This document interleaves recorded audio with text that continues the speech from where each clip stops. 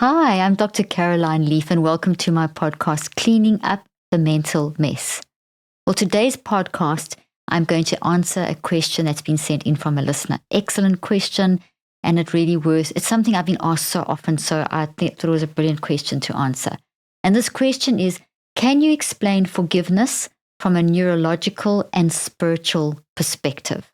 This is something that comes up so often, so I'm going to explain it from a scientific perspective first, and then give you some examples of how you can deal with this in your life. Okay, so when it comes to forgiveness, we often, as we all know, we have to learn to forgive ourselves as well as forgive others. But why do we need to forgive? There's quite a lot of debate around this, and there's also a lot of thoughts and opinions on social media and so on. Some people say, well, why do we need to forgive? Do we need to forgive? What is it? Whatever. So you can make up your own mind, but I'm going to give you a neurological perspective or the neuroscientific perspective, what's happening in your mind, brain, and body when we don't forgive, when we do forgive, etc. And you can, take this where you want, how you want to take this. But essentially, forgiveness is one of those words that is important to talk about because it does generate a lot of very strong emotions and so on and reactions. From a scientific perspective, the easiest way to understand forgiveness is to think of the law of entanglement. Now, you may not know what that is. It's a law in quantum physics, and it talks about the relationship between particles. Now, quantum physics is one of the, it's a form of understanding how energy flows. Quantum means energy, and our mind is energy, and our mind is taking an experience that we have and processing it as an energy wave into the brain, and the brain is responding and the body is responding. So that experience gets into every cell of the brain, and the body changes the structure of the brain and the body, and then affects how we show up. Okay, you've heard me say that often, but you can never hear that enough. So based on forgiveness, we have an experience. That experience is taken in as a form of energy. It goes into the brain, and it gets built into the brain and the body, and it changes the brain and the body, and it changes how we function. So if the experience is toxic in that someone has hurt us, or people have hurt us, or we are mad at ourselves about something where forgiveness is required, that means that we have created we've got this experience inside of us that is toxic, and it's creating a disturbance in us. Our non-conscious mind is always on your side. So your mind, brain, body together, your psychoneurobiology are basically working towards helping you to resolve things that are throwing you off and that are making you feel anguish or disturbed or whatever. And something that's happened to you that you haven't forgiven, I believe is something, and from the research I've done, is something that is still creating a lot of disturbance in your non-conscious mind on an energetic level, and is creating a level of anguish in your mind-brain-body connection. So anguish is not a good thing to have because it affects pretty much everything about how you function. I mean, your immune system, for example, will feel that you're under threat. So your immune system is going to be working overtime to try to help resolve this threat because it's responding to this energy, this disturbed energy, and that in itself can increase your vulnerability, for example, to viruses and things that are going around, or bacteria. So you might find yourself getting sick more often, for example, or you may find that it starts affecting. You may start developing gut issues, whatever. I'm not saying that there's some absolute causative link that if you don't forgive X person, you're going to get gut issues. Absolutely not. I am not saying that. What I'm saying is that whatever we are doing and not doing is affecting how we function, because your mind uses your brain and your body. So your mind, regardless of how it plays out in our lives, our mind is affecting how our brain and body function. So I'm just making you aware by giving you some of those examples of gut or whatever. But essentially, coming back to this energy thing, is that thought's in your head, but it's not just in your head when it comes to what someone's done to you. That thought is actually made up of a whole lot of particles, if you go right down to the subatomic level, that are vibrating with energy. And energy is never lost. It always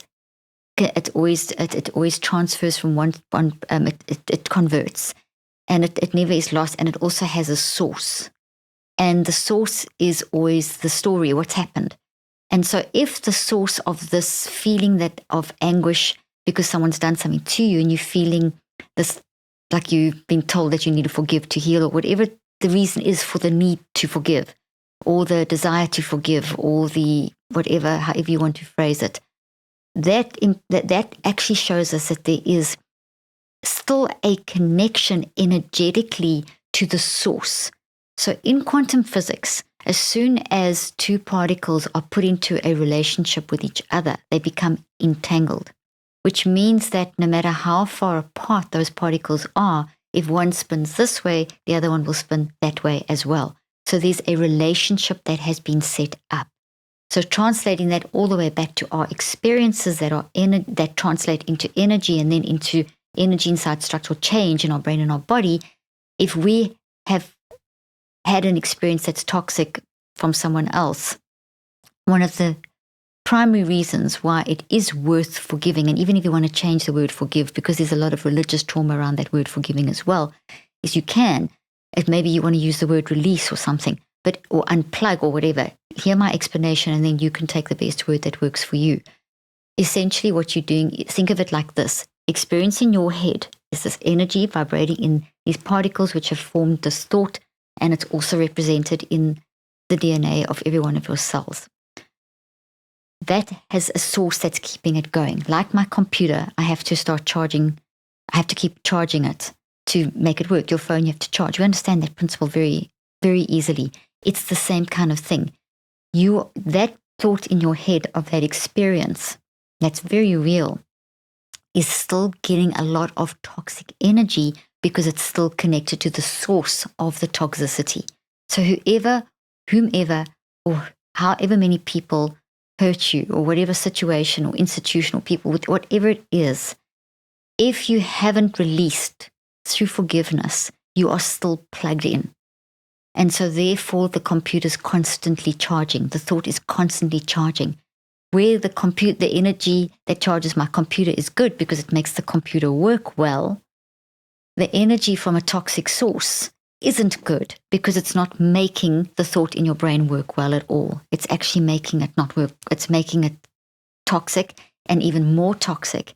And increased toxicity around the vibrations affects, as I've already mentioned, the immune system. It affects things like enzymes that are important for aging and for health, like telomerase that influences telomeres that are the ends of chromosomes. It affects the entire proteome of the cell, which is all the proteins in the cell, which are made and then are made into the different parts of the cell that then are eventually translated into the different parts of our body and how we function. So pretty much everything is going to be affected. So this constant toxic flow of energy is not healthy for you physically in your brain and body. Now, if our brain and body is constantly getting hammered with this toxic energy, that is then going to play back into our mind, because there is a feedback loop between the mind-brain-body connections, not just one way, it's both ways. So my mind puts it in my brain and my body, me with my mind, and that then does this damage as I've been describing, and I've described in all my podcasts in different ways and books and so on, and that then feeds back that if we don't manage that reaction in the immune system and the telomeres and all these different things and hormone, all these things, HPA axis that can happen, then that creates literally damage in the brain and the body and in the systems of the brain and the body, like the HPA axis, the hypothalamic pituitary axis, which is linked to the stress response. And so that then feeds back into the mind. So you start feeling physically awful, and that then feeds back into the mind, and then we have this feedback looping set up. So when we forgive, what you're doing is you're actually disconnecting. You are pulling out the plug of that toxic source of energy. Now, that doesn't mean that the thought is going to go away, but it's going to lose the toxic power source. So therefore, it becomes weakened. In that weakened state, you can now actually do something about embracing and processing and reconceptualizing what's happened to you. You may not ever understand how that person hurt you, why they hurt you, and you can't even go down that road. In doing my work with the neurocycle, which is the system I've developed for mind management, is when we mind manage dealing with where we need to forgive, is you are basically, once you have pulled out the plug, disconnected the toxic energy that's firing this thing up like in a bad way, So it keeps erupting as a volcano over and over and over and again. We pull out the plug, so we start creating a dormant volcano. We start turning that thought that is an active volcano into an inactive volcanic thought. And now we deal with the lava that's been pouring out of the volcano. And we do that through the process of, we've got to acknowledge what happened. Because in releasing or unplugging or forgiving, you aren't saying what they did is right. You are basically protecting yourself so that you can heal, so that you can move out of that space and protect your mental space and move forward. Otherwise, it's going to hold you back. It's like dragging you down. It's like a big chain, this charged connection. And so, therefore, what we want to focus on is the fact that we now need to say, we can't just now push it down because then it stays there. We want to take all the lava away and cool it down so that we can actually heal and then work from our scars and not from our open wounds. And that requires us acknowledging, which is, say it, gather awareness. This happened. It really made me feel like this. It did this to me. It did that. It's get it out. Talk to a therapist, work through my app and a therapist, work through my app and a therapist and a certified facilitator. We have neurocycle certified facilitators as well. And you can go to my webpage and you can find out about them, and if you're using the neurocycle app, they then help you through that process. So there's many ways that you can work through this process of acknowledging, gathering awareness of it, of all the ways it's impacting your behaviors and how you're showing up in life, and then deconstructing and reconstructing to the point where you accept the uncertainty, that you can accept the uncertainty or the not knowing why someone does something. Unless someone sits down and actually apologizes and tells you, the chances of you knowing what motivated them or why they did that is not going to, most time you're not going to find that out. So you're going to have to move forward or you'll get stuck in the why, and it'll crush you. So you have to recognize, I'm showing up because of this, and I'm going to disconnect so I don't keep this thing fired up. I don't keep them influencing my life. I can actually reconstruct this and accept that this was terrible. This was unfair. It should not have happened. It should never, and say all of that. Work through, that's what the neurocycle will help you do. Work through all of those things. They're valid. And then reconceptualize that into something that can actually help you move forward. And that's not easy. And that's why you work through cycles of 63 days. So essentially, in summary, when you forgive or release or let go or unplug, whatever word you need to use that makes you comfortable, you are protecting yourself. You are taking a toxic source of energy away from you. You're disentangling the particles, and you're getting disentangled by showing yourself self-love. This is a self-love, self-care, compassionate exercise. You're not excusing their behavior. You are just getting yourself disconnected from that person or persons and their behaviors.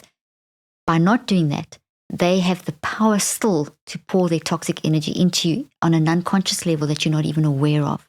It's being poured into you, so they may be thinking about you. You're not aware that they're thinking about you because they're maybe thousands of miles away, but them thinking about you, and whatever they do, whatever you do, there's still an unconscious connection. So you want to disentangle from that. So this conscious, deliberate, intentional releasing disentangles by going through this process of the neurocycle, as I've described, that will help you. So I hope that helps you to forgive, because I know it's really hard.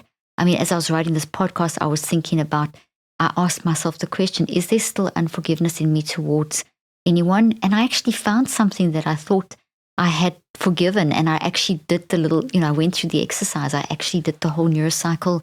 I acknowledged what the source was still doing to me, how it was making me feel, went through the whole thing and released it, did the whole little exercise. So while I was writing this, I actually paused, did it for myself, and then I finished writing the podcast so that I could do this with you. So I'm aware of it. And this is something I'm constantly working on. But I suddenly today feel so much freer, because something that I've spoken about, but I hadn't really released it, was still bugging me. But I feel free today after having done that. So that's why I'm so passionate about this.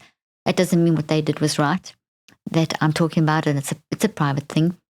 But I've disentangled myself from that. And I know it's going to take a little bit of time. I'm going to have to do this neurocycle a few times, and it's going to take me in the 63 days to totally feel free. But I have really definitely taken the first step.